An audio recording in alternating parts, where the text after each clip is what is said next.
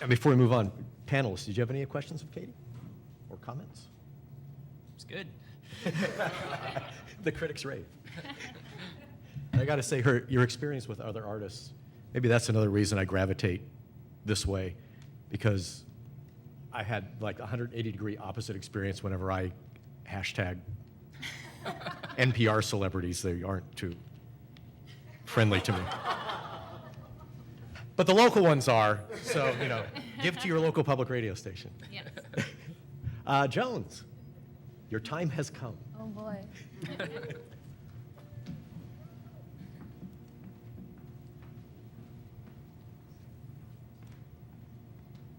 I'm very nervous. I don't have anything cool, like a presentation. And I don't know how to work this thing at all. So I guess we're going to exit out of mine if you want. Girl. You can hit escape or something. Escape? You don't have to have Okay. it up there. Cool. There you go. We'll get Joel's instead. That's fine. Yeah. Okay. I'm Jones. I do a comic called Helvetica. Wow. It's not about typefaces at all. Wow. It's actually about existential skeletons. And I feel really disappointed in myself that I don't have any imagery to show you guys like these two very responsible people have done. I could open the internet. That's a very, very good thing. I didn't know if that was a proper thing to do, though. Okay.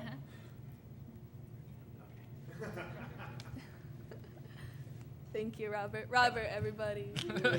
Except for I'm not going to Yay! And if you haven't seen them, they're very cool existential skeletons. If I Say my Palmer. reading, my memory goes well enough that when the main character Helvetica, isn't it the premise that when you die, the first word you say becomes your name in that afterlife? Yes. Does Okay. anybody know how to make it so that it shows a different screen or I can something? drag it over. Yeah. That's what they did. No. Oh, there it is. There it is. Awesome. There we go. I have some,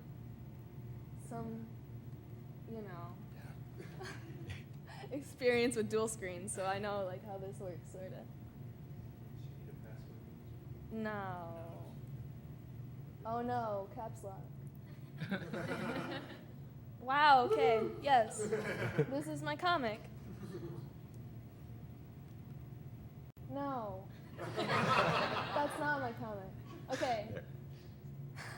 I don't know how to get through this because I can't see. Oh, that's all right. We'll figure it out. I don't know where Palmer went. It's okay. I'll Oh, that's where it. Yeah. That's where- okay. It's on a hiatus right now because I just moved back to Columbus.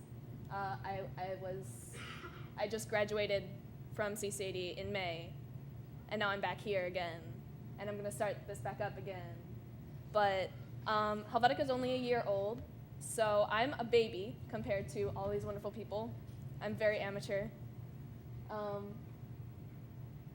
So I don't really have the experience that they do in self-publishing. I only have been running this webcomic for a year and have only like the minute experience in social networking and getting this out here. But I hope, regardless, that the littlest bit of insight I have will be helpful to the people here. So Helvetica is about existential skeletons. The main character is this little timid dude right here named Helvetica.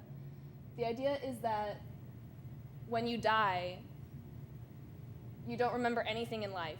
You just, amnesia, boom. But the first thing you say, it comes out like a sneeze, and that's your name. And for this guy, his first word was Helvetica. And by the social norms of this world, that becomes your name. And he doesn't know why, and he doesn't know what Helvetica is, and his life is, well, his death is a misery. But yeah, whatever, we deal. And so he gets picked up by these two dorks named Mr. Good Heavens and Steak. Those are their names. And they're his greeters, and they help him get acclimated to life and the afterlife. They suck at being greeters, though. And this is Autumn. She works at a soda shop. It's very excitable. Anyway, I should talk about my process. I work entirely digitally. I don't sketch out traditionally. I don't actually normally work traditionally at all.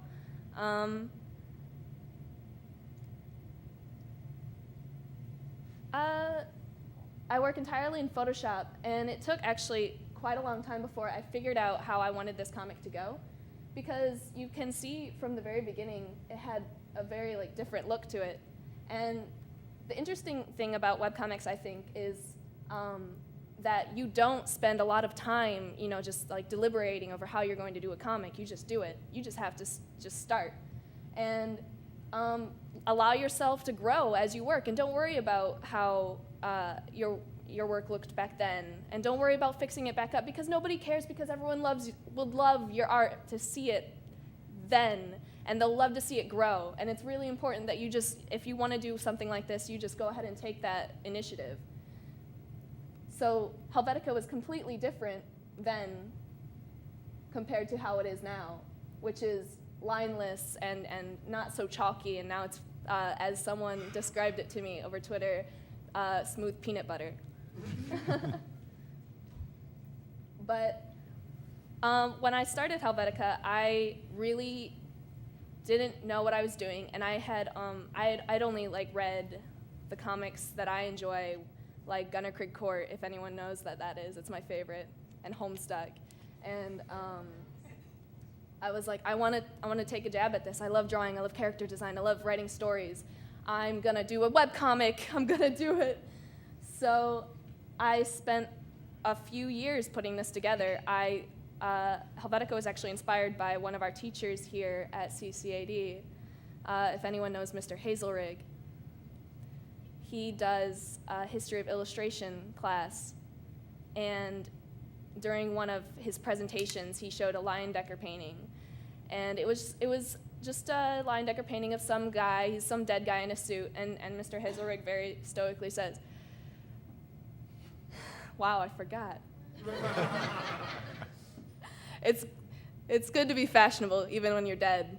And I was like, that's so good. And I wrote that down, and I kept it, and I just drew some skeletons in suits, and I was like, whatever, this is cool. And then I took some classes here at CCD, philosophy and anthropology and things like that, and I started to play around with the idea a little more. And I was like, what if, these dead people, what would it be like for them if they don't remember anything about themselves? And, how can they deal with that? Imagine the existential crisis. I was in the middle of existential crisis myself, sophomore year, so that goes hand in hand with this. And it just grew and grew until I thought I was ready to do something with it.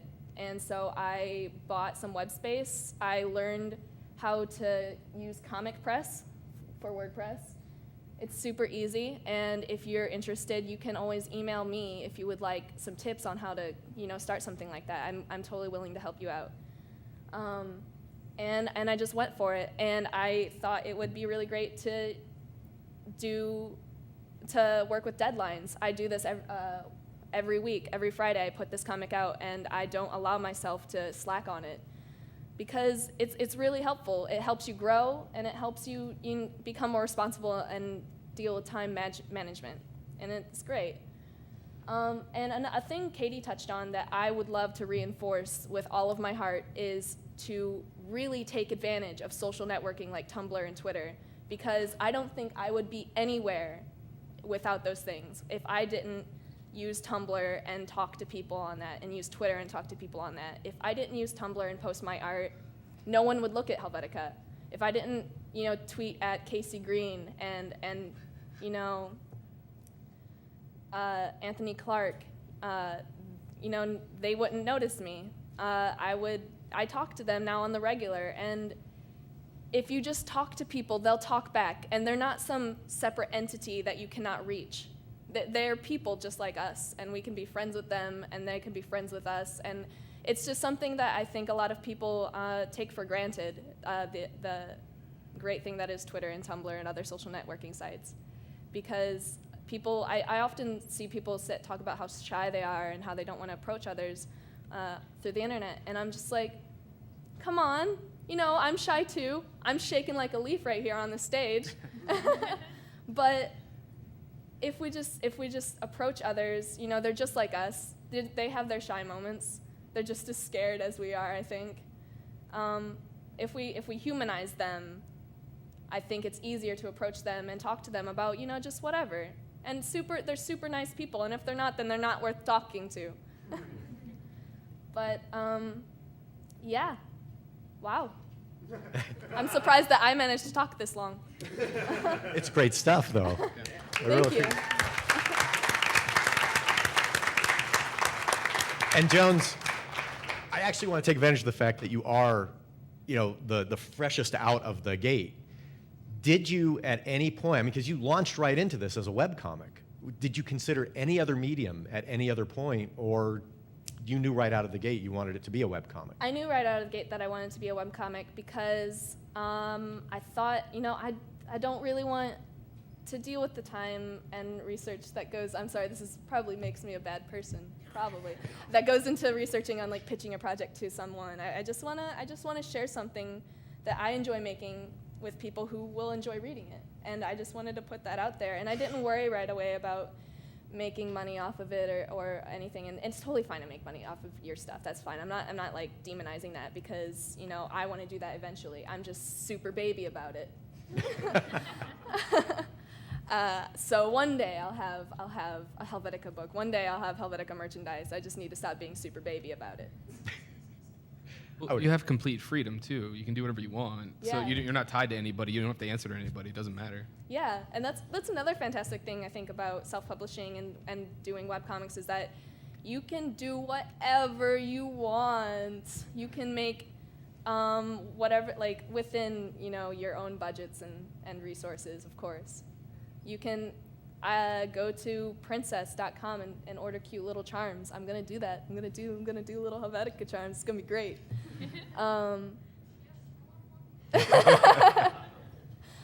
You can go to I guess the top of my head is Screened. It's a local thing, and get your T-shirts done and sell them through yourself. And you can also contact other companies like Topatico and see if they're willing to sponsor you and help you out with that and publish your books and produce your shirts and things like that. All I know is you definitely are going to have a huge, great future because of all the creative people I work with, I think you're the first one who actually said, I like to work with a deadline.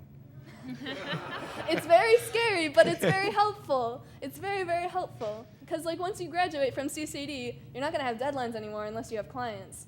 And, well, you got to put them on yourself, so, And if you skip a deadline with your comic, you have to think about how that affects your readers.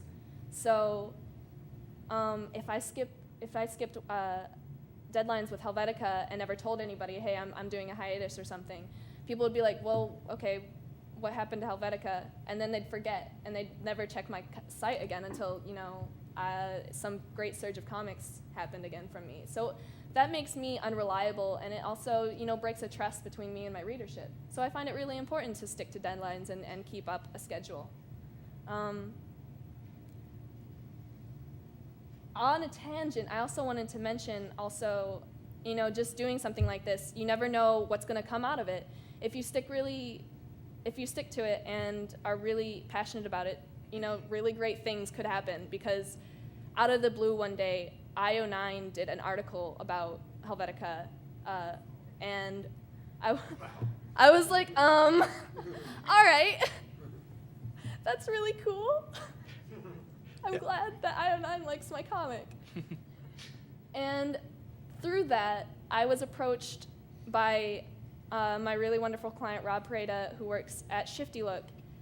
And Shifty Look is a comic site for Namco Bandai games. And I was approached to do a comic for the Dig Dug anthology, Dig Dug, 30-year anniversary. I did a comic for them. And then I was approached by Rob again to do other projects in the future, and I'm really excited. He's at New York Comic Con right now, and he won't be announcing the comic I'm working on for him, but if you go to shiftylook.com one day, you'll see it, and it's going to be really cool, and I can't talk about it, but it'll be sweet, and I'm really pumped. And there's tons of other really cool comics on there. I really think I should plug shiftylook.com because it's got Dig Dug, it's got Katamari Damashi, it's got Momo Girl, it's got so if you've ever played Namco Bandai games, I don't think we can do Pac-Man. I don't think that's really on our list, but we've got so many Namco Bandai comics, and they're trying to make webcomics not a commodity, but they're taking advantage of how popular webcomics are now and making them into something that is readily available. And it's really fun with Shifty Look because you've got all these video games that you've played as a kid or play now, and you can read a comic about it. And it's official. It's not some, fan stuff, which is also fun. I like fan stuff. But yeah. Cool. Well, I wanted to see, because I've hogged up all the questions so far. Audience panel, any comments for Jones? Questions? I've got Max? a real one. So the idea came like when you were in school, and it grew. Okay. And then you decided, I'm going to do a webcomic, and this is what it's going to be. And I'm curious, how far do you plan story-wise in the future? How far do you work ahead? Or is it every week you just sit down and say, okay, I'm going to work for however long it is it takes you to make a comic. I don't know what I'm going to do for this week, but I'm just going to sit down and do it. Is that how you approach it? Or do you plan out? I think I planned out the story completely before I actually started the comic. I scripted out at least the first chapter, but I've also had the entire story planned out ahead of time. And I'm writing the scripts as I go, but I know what's happening. I know what the ending is. There are some minor stories that I have yet to develop, but as a whole, the comic and the plot are in my head safely. Yes. You're first. Go ahead. What was your major at CCAD? I was illustration. Okay, because I'm going into illustration, so I'm looking forward to it. Take animation classes. Animation classes saved my life. They made me a much better drawer. For real. Illustration represent, but take animation classes here. They're great. They're really fantastic, and the animation faculty is so kind and awesome. You should totally take advantage of that. Yes. Okay. Okay, we hadn't right here. Oh, go ahead. So, you said before. So you said that you wrote out the story first, and then you said you wrote out the script for chapter 1. So you wrote out the script and then you drew the pages for chapter 1? Yeah, that's right. Okay, and then also, how long did it take you? Do you really recommend Twitter? Yes, absolutely. I love Twitter. It's so great. It's fantastic. You could just shout into the void, and people can either respond to you or ignore you. It's great. It's like a great chat room where nothing, no rules except if you're if you're a jerk, maybe you'll get banned and people won't like you. But if you talk to people, they'll talk back sometimes, and if not, don't get too torn up about it. But it's really great, and Twitter's awesome. I love it so much. Yeah, Twitter's poster child right here. So, what are the biggest obstacles you've had in keeping this webcomic going and just starting it? That's a good question. Obstacles. Well, I guess the move would be one, since you had to go on hiatus. Right. Yeah. The thing is that I've had to move around a lot because I lived on campus, and then I moved to my own apartment, and then I moved to a different apartment, and then I moved back home, and then I moved back to the apartment I'm at now. So I moved around a lot, and I had to make up a lot of hiatuses for that. And then also doing the comic while I was in school, a senior at CCAD, was tough. And I had to be like, guys, I'm sorry, it's midterms. I need to take a break, really, please. Yeah, and people are really understanding about that. And they're like, yeah, okay, yeah, we're really excited for the return of Helvetica. And I'm like, you guys are the best. So yeah, those are I think the toughest obstacles. And I really approach them head on because I don't see them coming before they've come. Did that help? All right. Round of applause for Jones. Thank you.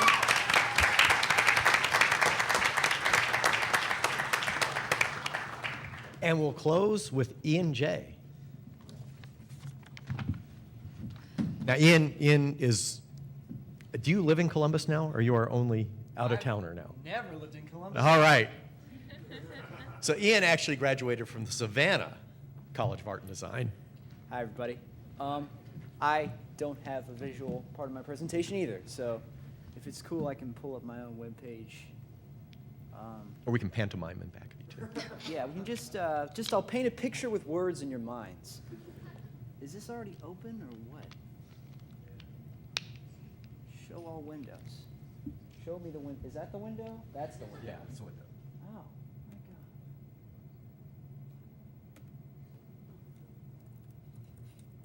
my God.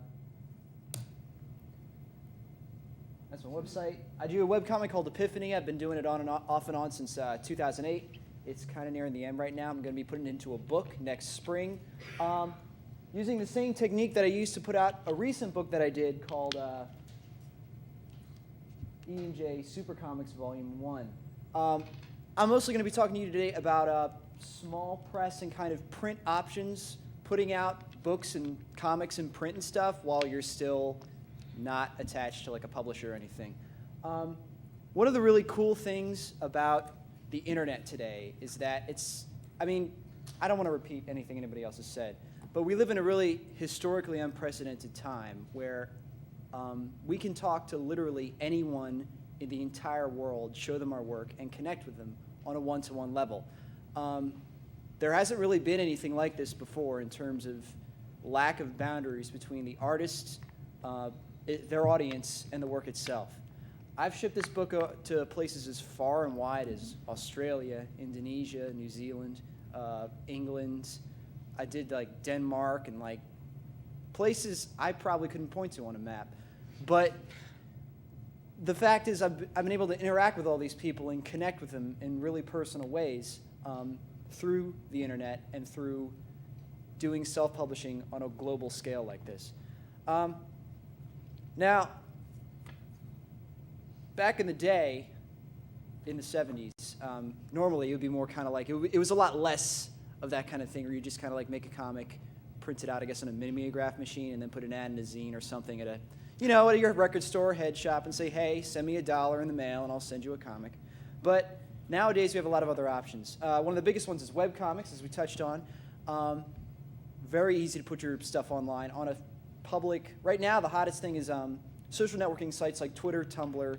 DeviantArt has been an institution putting your stuff on there. There are also free hosting webcomic sites like my friend Madeline uses one called smackjeeves.com that's really good right now.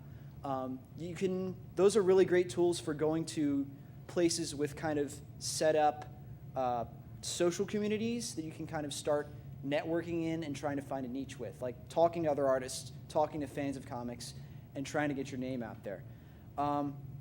You can also make your own site as well with tools such as Comic Press, Webcomic 1.7. Making a website is very difficult, but if you stick with it, you can do it. And if you can't do it, find somebody who can and pay them. It's really cool, but mostly I'm going to be talking to you today about print comics. The quickest way to do print comics is with mini comics. There's a whole culture behind them. Generally, the simplest way to do them is I'm going to assume for all purposes of this talk that you already have comic material to print. If not, that's your step one, make a comic. You'd be surprised how many people don't take this into account, but mini comics, you basically just run off copies of your comic you lay it out in InDesign, you run it off on a Xerox machine, you fold it together, staple it with a book stapler, and then you pass it out at conventions or sell it or whatever. They can be as simple as just regular copy paper with Xeroxes, or you can take it to the other extreme and make them into art objects. I've seen incredible mini comic works of art with stuff like silkscreen pages, hand-stitched binding. I've seen really creative uses of materials. My friend Pranas Najukolitis, I probably mangled his last name. He did it. I met up with him at SPX. He had a new mini comic called Ghost that was printed Bayeux tapestry style on this really long piece of fabric that he silk screened on. And it was really fantastic, but it's still a mini comic. They kind of provide a great way to experiment with kind of the medium in terms of just, not just with the content, but also with the substance. And I think that's a really important thing to remember when you're designing comics for print, is that nowadays, with the advent of the internet, with the advent of being able to put comics on the internet really easily, packaging and presentation have become more important than ever in terms of making a sellable product. When you're marketing a printed comic, especially one that you've already released online before, such as with this book I did was a compilation of minis, anthology pieces, and other kind of miscellaneous work I had floating around online, all kind of bound up into one big 200 and change page book. I was marketing it to two groups. One of them was my fans who had collected like half of the minis over the years, or some of them, and wanted like a really nicely bound presentation quality book to have them archived in.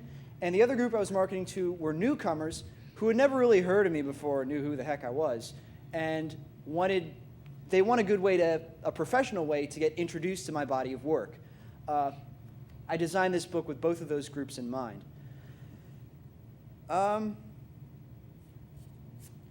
So yeah, when you're designing a book, it's important to keep this in mind and to try to keep a consistent design style. Now, I'm not really a design professor. There are people here at this school, there are classes you can take to give you more information on that, much better than I probably could in 15 minutes. But it's important to keep a clear, consistent theme throughout your book that kind of reflects the content.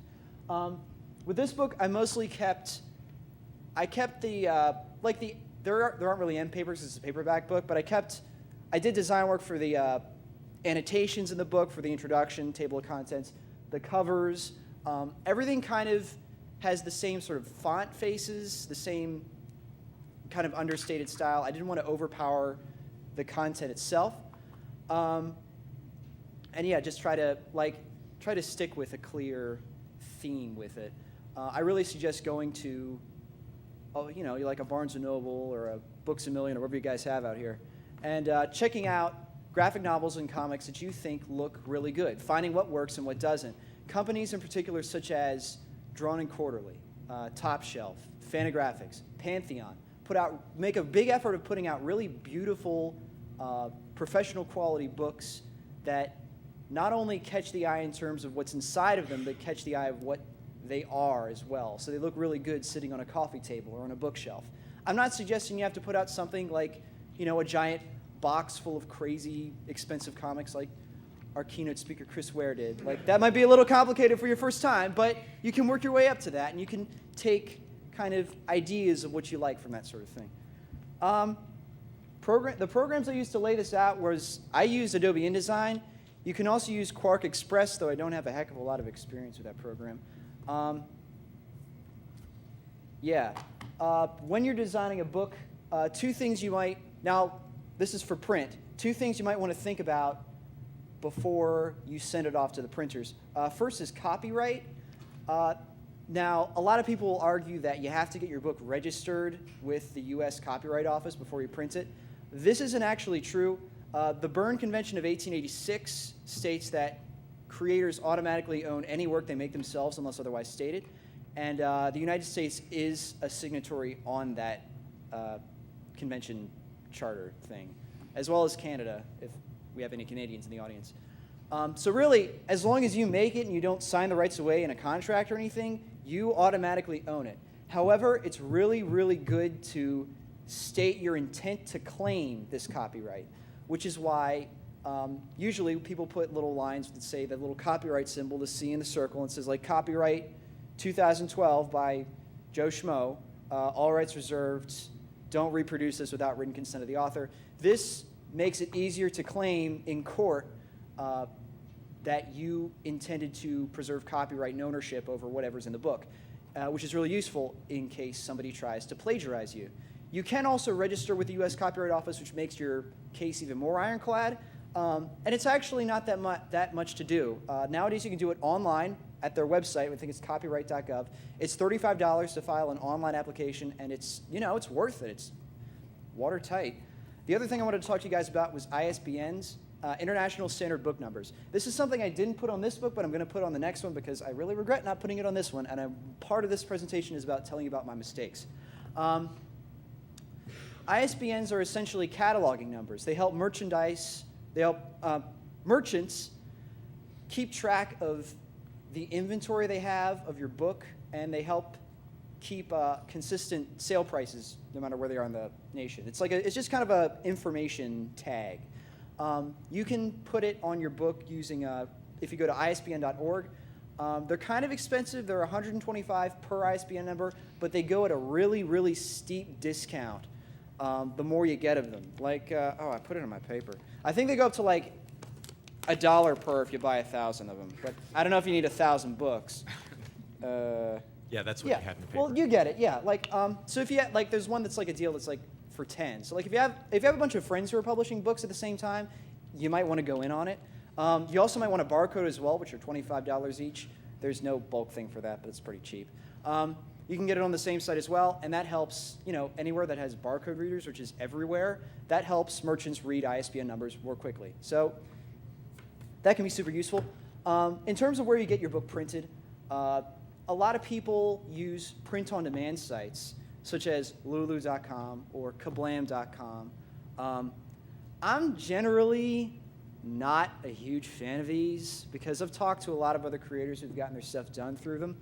The issue with these is they're actually separate companies who subcontract out to other printing companies. The way they work is people order your comic from their site, or you order a certain number of your comic from their site, and then they contract these printing companies to print exactly that number of book and ship it off to either the customer or you. The issue with this is that a lot of them aren't really calibrated for comics.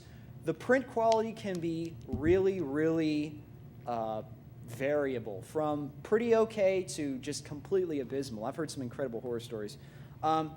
It can be a really high cost so that it can be really hard to get a profit on top of them.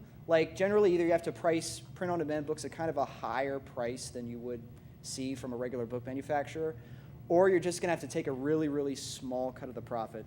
And you also don't get really great customer service because you're working on such a low, you're buying so few comics, unless you're buying a whole ton, they don't really have a great reason to pay you a lot of attention. I did this book through a more traditional book manufacturer.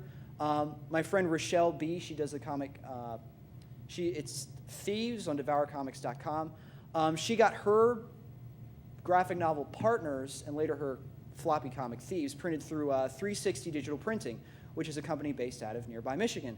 Other companies include Apex and Victor.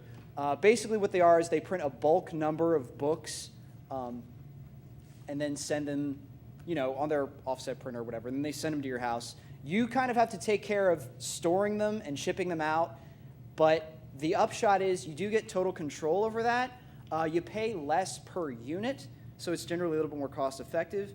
And I got the books in under 3 weeks. I got super customer service. I got to talk to them on the phone and everything. It was really cool. So I'd say definitely go, check around with some of sites like that. Get a couple of quotes and see what works best for your budget. Which that segues into my last part of the presentation, which is on crowdsourcing. I funded this book through a crowdsourcing campaign. I didn't use Kickstarter, but crowdsourcing. Basically, the idea behind crowdsourcing, in case you guys haven't heard it, is that you kind of post a proposal for a project online, and then you get as many people as you can to throw money at it to make that idea a reality. It's a really cool idea that kind of takes the whole model of venture capitalism and kind of puts it in charge of your audience, which is really cool, which ties back into the connection between creator and audience that I was trying to talk about earlier in the presentation. It's really good for comics because it provides a really decent pre-order model for print work like this. Basically, I've heard other people market it as donations or a pledge drive or whatever. But with this, I could just say, hey, if you want a copy of this book, give me $20 and you'll get it when it comes out. And that was kind of how it worked. And it was the whole thing ground on money for products. And if people wanted to donate more, they got more merchandise, or they got more commissions or perks or whatever. Now, there are two different main big sites that do this. The first one is Kickstarter, as you guys have probably heard of. I use a different one called Indiegogo. They're not as popular, but I used them because they do a thing called flex funding, which is the idea is no matter which site you go to, the host site is going to take out a percentage of your profit. That's just the way the business works. Kickstarter, I think, takes 5% out of your profit if you meet your goal, and if you don't meet your goal, everybody gets their money refunded and nobody gets anything. With Indiegogo, they have the flex funds option, which means that if you don't hit your goal, you still get whatever money you've raised. It's just that Indiegogo takes 9% of what you make and keeps it for themselves. If you hit your goal, they only take 4%. So no matter what, you're still going to get money, and you still might be able to print your book, even if you don't raise your target amount. It's really nice, especially for people just starting out, where it's kind of like, I don't know if this is going to work really well. But I ended up getting twice as much as I asked for, which was like totally surprising. But it was super cool. When you do a campaign, whether it's on Kickstarter or Indiegogo, you're going to need to write a proposal for your project, which is essentially convincing your audience why they want to throw money at it. The three things you want in this proposal are comprehensiveness, transparency, and professionalism. You need to be as clear as possible with where the money is going. You can't just I've seen Kickstarters that are kind of just like, hey, give me money, I'll make the book, or whatever. You can't really do that because people don't really know where their hard-earned cash is going to be going to. Just say, it's good to outline, like, here's the kind of money that's going to printing. Here's how much is going to shipping. Here's how much will go to promotion and maybe convention funds and stuff. Just be transparent and list as many of those things as possible. Try to talk about as much about what's going to be in the book as well. Be comprehensive. It's good to talk about features, and it's good to talk about what your comic's about, what kind of audience would be really into it. Like, hey, this one has stuff about animals that shoot lasers out of their eyes. It has something about, like, there's a Victorian street urchin story in it, so it's for, I don't know, steampunk people. It can appeal to, different crowds and stuff. So it's good to talk about that. And it's good to be professional, too. Like, just make sure that you seem like the kind of person that people would want to donate money to. You wouldn't go into a pitch to an editor, or you wouldn't want to go in, like, with an invention to a whole bunch of, like, some startup dudes, with just a tuxedo T-shirt or whatever, and say, like, yeah, I didn't really bring anything with me. I'm just going to tell you my idea, and you can just say how genius it is. Like, you don't really want to do that. Try to exude an air of ethos. Okay. The other thing you're going to need to set up is our donation perks, which are kind of different tiered layers of stuff that people get for donating different amounts of money. Kind of like to go back to the pledge drive example, with PBS, the more money you donate, the more stuff they give you. So, like, you can get, like, oh man, for $35, I can get a Riverdance cassette. But for $50, I can get a Riverdance cassette and a sweet tote bag. That's kind of the attitude you want. Now, what you put out as your perks is really up to you. If you're the kind of person who's been doing kind of a small press operation for a while and you have a whole bunch of merchandise to work off of, that's awesome, and that's really going to help you because you can just keep piling merchandise on. I got rid of a whole bunch of old merchandise. Oh, my goodness, that's embarrassing. I got rid of a whole bunch of merchandise that I had, like new stuff and also old stuff that I kind of had lying around, and I just wanted to be like, oh, man, what am I going to do with this? I kind of added it on, and it's kind of like everything's stacked, so the more people donate, the more they get. I also used commissions as an incentive. In the next one that I do, I'm going to be doing original art from the book that I'm going to be selling at higher levels. And also, it helps to get a little bit inventive with your stuff. I've seen Kickstarters where, like, people give out, like, come out and we can hang out together or whatever. My next one, I'm going to be doing kind of I'm going to create, like, votive candles, which is something I've never done before, but it'll be a cool experiment. And I don't know, just get really creative with your donation perks and also try to, like, Also, make sure you factor the cost. If you're making new perks, make sure you factor the cost of the perks into the price of the entire Kickstarter, because you don't want to be in the hole from your bonuses after making all the money for your main book. This is really, really, really important. Marketing. So remember the thing that the other 3 people talked about social networking, that you probably are bored of hearing about by now? Use social networking, y'all. At this point in history, there really isn't an excuse to play the whole, lone hermit throwing your art out into the world card. With such a tool as the internet where you can converse with our fans at any time, it's really great to start a dialogue with them. Use Twitter, use Tumblr. Promote, when you're doing a crowdsourcing thing, nowhere is this more important. If you haven't started a blog for it yet, start a blog for your campaign. Both Indiegogo and Kickstarter have this function. And update it on it constantly. Talk about like, hey, so today we raised this much amount of money. Really hyped about it. I talked about it on this website. Or like, we're profiling what's going to be in the book. Here's a couple of pages from it or whatever. It really helps to market to niches. Like I said before, if you know your book is going to appeal to a certain group, if you're writing a book about the Civil War and you know a bunch of Civil War enthusiasts, definitely say, hey, I'm doing a Kickstarter over here. Maybe you want to check it out. When you're marketing, definitely take into account the amount of time you set for your campaign to run for. I had a friend who wanted to publish his book, and his idea was that he really wanted to make as much money as possible, so he thought, the more time I give my campaign, the more chance there will be for people to give me money.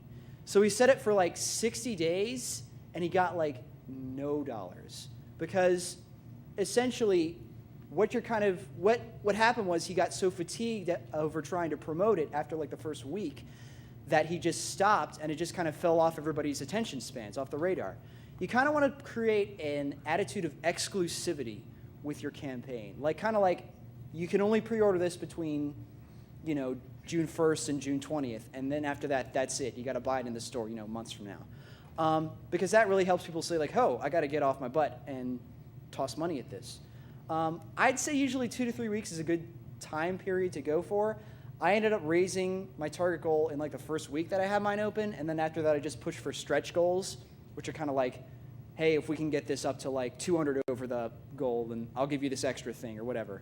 But it really helps to keep an eye on that time limit and just promote for every single day that it's open. Don't let it drop off of people's attention spans, because the internet is such a great place for people to forget about you.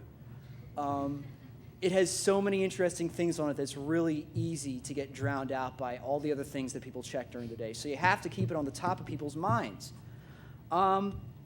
It's also important to keep your lines of communication open for the same reason. If people ask you questions about your Kickstarter, like, hey, what's the book about? Or like, hey, has this stuff appeared in print before? Hey, would I like this story? Hey, is this going to really suck?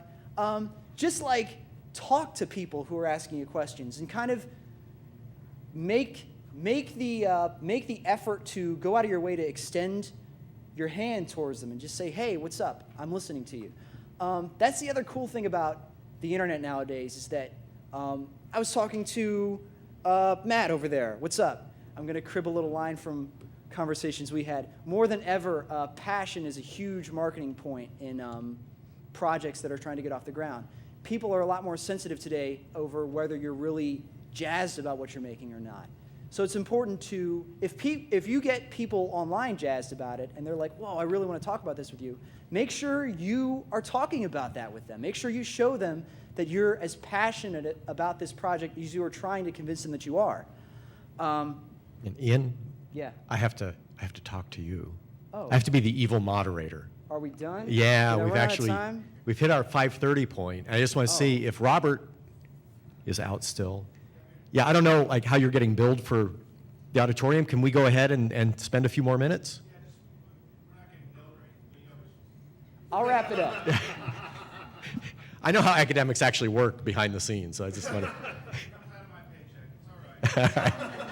I haven't really been keeping track of how long I've been talking, so I can just wrap it up here. It's cool. Okay, yeah, go ahead and wrap, and then we'll spend a little time with more Q&A. Yeah. Anyways, so I got my book funded. You can do it too. It's super easy. once you're selling stuff, sell your stuff at conventions. You can build a site like this online. I use Big Cartel. There's Store Envy as well. Or you can do something with PayPal or Google Checkout. If you know a little bit of coding, you can set up a web store online with a cart and everything fancy. And you can also do direct or consignment sales where you kind of sell your books off to a store or a distributor for a fraction of its cover price. And in return, they stock it in their store, they put it in their little catalog or whatever, and it's super cool. But yeah, there are a lot of avenues you can take it in. Basically, my point is that self-publishing, while still not exactly an easy road to hoe, has been easier than ever before in history. It's definitely worth getting this out, getting a book like this out, because then you can kind of hold it in your hands and say, wow, this is really professional looking. This is something I would normally buy in a store, but I made everything inside of this. It's a lot of work, but it's definitely worth it, I can say from experience. And yeah, that's it. So. That's some good in. One question I want to get out right away because of the legal and practicalities. Sure. You brought up copyright, and that's something we hadn't talked about before with the webcomics. Yeah. I know in 1888, the Berne Convention wouldn't have covered web. How do you protect copyright on something that you're putting online? You can just put a copyright line in on the website, or you can put it on each page. It's really up to you. But again, it's still, even if it's not printed material, it's still covered. I know that's the way it is with DeviantArt and Tumblr and stuff like that. But it really helps to put your name on your work, whether it's on your site or on your pages, especially if you put your pages on stuff like Tumblr or whatever. Because a popular thing people do there is kind of rip off, like erase whatever the source is and just kind of post it as, oh, hey, I found this funny comic from somewhere in the internet. Who cares where it's from? That's really bad. Yeah, you want to make sure people don't do that. So if you're the kind of person who says, I'm going to put this on as many websites as I can, make sure to put your name and copyright symbol on the work itself and not just on your website. If I can butt in, there's a trick that I just learned. Google Image Search has a tool now where you can literally just drag and drop an image into the search field, and it will bring up similar images. So, for instance, if somebody ripped off your work and put it on their website, that'll come up. Mm-hmm. It's Easy peasy. Cool. Yeah, so, it's good really way to police cool the net if you need to. And copyright laws are international as well. So if someone in another country is ripping you off, you still have the rights that you would have here. They've opened up to make it as easy as possible for you to protect your work now. Like you said earlier, you don't have to register yourself. You don't have to do anything. Yeah. Of course, those steps don't hurt. So. And if you do want to do something like, if you do want to say, well, I do want people to use my work in some way, like if you're more into free, information needs to be free, they have the Creative Commons where people can remix or whatever your work, as long as they don't try to make money off of it, it's fine. You can put that on your website too, and that's super cool. Any other questions? What's up? Yes. Sure, fire away. People here at CCAD, about sequential. Is that what it is? Yes, sequential art. I have a Bachelor's of Fine Arts in Sequential Art and a minor in Storyboarding. We have a program in Savannah that's devoted entirely to studying the art of making comics. That's why I picked the college, was because, I talked to my mom about it, and she's like, you could really go to a college to study business or whatever. Why would you spend 4 years doing something you hate when you could be doing 4 years doing something you really want to do for your life? I really liked it. They have professors from all different corners of the comics world. We have Tom Lyle, who used to do Spider-Man in the 90s. He was a big guy doing the Clone Saga or whatever it's called. We have Brian Ralph, who's a big name in indie comics right now. He just published he published his comic Daybreak last year at SPX, and he published a new thing this year that was really cool. I forget what it's called because I'm nervous right now, but it's super cool. Check him out.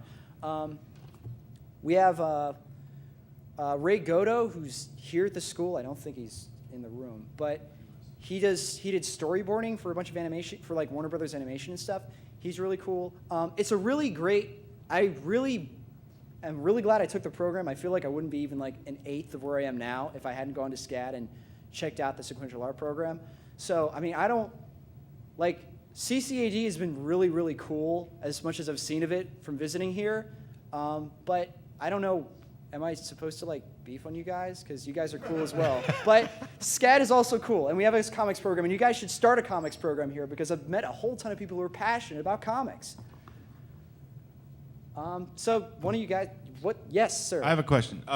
Actually, sort of along those lines, what courses or sort of like additional supplemental course material might have been helpful for you, or did you find helpful at SCAD that wasn't directly art, visual art study, but say something like business or entrepreneurial business or law to understand copyright laws or that sort of thing, or literature courses?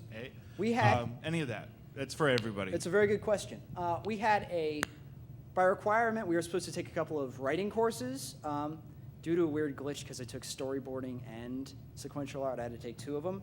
So we had to do the short story and also writing for stage and screen, which really helps me in terms of writing teleplays and screenplays and figuring out translating blocking to television and movies and stuff. The mediums of comics and of screen stuff like movies and TV aren't too dissimilar, and scripting for them is really similar. So that really helped.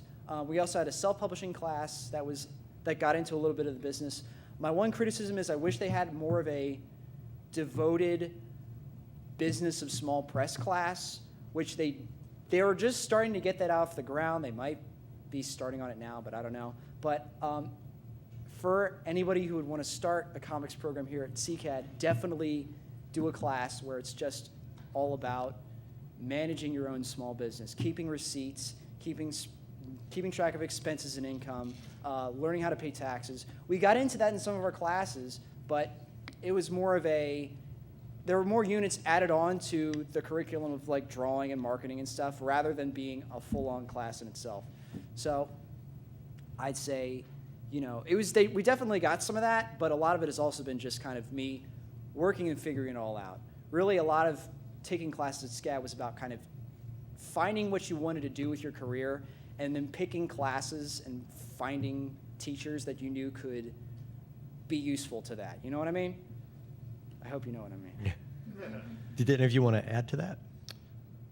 I went to school here, and I don't know what you guys currently have to choose from. I think there's a little bit more. There was one comic class when I was here, and I took it, I think, 3 times because that's all there was. And that's important, but I think it's also important to learn like graphic design. A couple different reasons, because you don't just draw your books, you design them as well. And you can actually make money to produce your books that way. I went to school for illustration here, and that's great. And I do that on the side, and I freelance doing that, but I make money being a designer. And you can make a decent amount of money doing that, and it's still art, especially in a town like this where there's a ton of retail and stuff like that. You can actually think about that, and it can help you make your books and make money to make your books. So I will second that because Joel and I both work in corporate retail, which means we've sold out. It's not. No, it's not it's really not ideal, but yeah, it's a means to an end. Right. But that's the thing. It's like, I don't think I ever expected to be doing the things that I do today, but I enjoy my job quite a bit. And the whole design thing, when I went to OU, I don't think there is now either, but there was not an illustration program. And so I didn't even realize that was a thing you could major in because I sure as heck would have done that. But I think the design thing really helps. It helps you understand composition. It helps you understand, communicating a message, and that is what you're doing in comics. And, figure drawing classes I think are very important. But yeah, I would totally encourage you guys to take design classes if you're not already, because it helps. And it helps you to, one thing I've learned from working in corporate retail is working with marketing departments and, understanding how to market and merchandise your stuff. Like when I met Joel, he had the setup for our table, and it was like this gorgeous custom printed tablecloth and this poster in the background. I was like, man, this guy is a pro, right? And I think you would at least think so. From looking at it, from working where he does. Don't talk to me. So, but yeah, I would encourage that as well. But I think that becoming a well-rounded artist doesn't matter if you sculpt or if you're drawing comics or if you're making movies. I think that being influenced from all those different visual mediums will be able to help you, make a better end product, whether you're conscious of it or not. When I was here, I did study graphic design stuff. I was majoring in illustration, but I also did sculpture. I worked for Hazelrig. And, all of these things still influence me in my life. And I think you can make better work that way. So if you are still in classes here. I think that that's a smart decision. Yeah, I agree with all of that. I think it's important to pretty much basically be a sponge or a black hole and just absorb all the information that you can. And that's why I was so adamant about taking animation classes if you're an illustration major, or if you're an animation major, take illustration classes. It's really important to diversify yourself and, you know, introduce yourself to variety, because it will help you grow so immensely. Because before I took animation classes, my art was stiff and boring. And then I took animation classes and I learned so much more about storyboarding, and I learned so much more about making my figures fluid. And while taking figure drawing classes is really important, and I really think that is something you should do, it's also important, I think CCAD offers this fantastic class called Cafe Sketch, which allows you to go out into the city and draw people in their everyday lives. So you're not just drawing a model, you know, naked, you know, laying around sleeping or whatever. You're drawing people doing things. And if you're interested in comics or animation, it's important. That's really helpful, because that's going to help you understand the figure in motion, and that will help you grow as an artist immensely.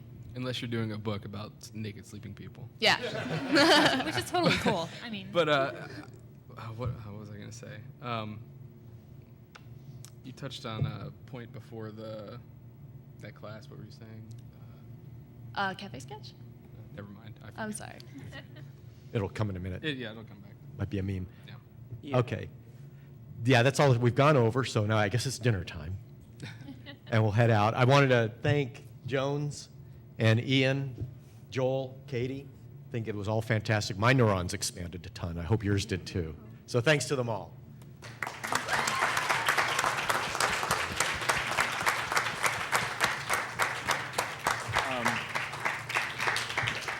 Thank you, all of you.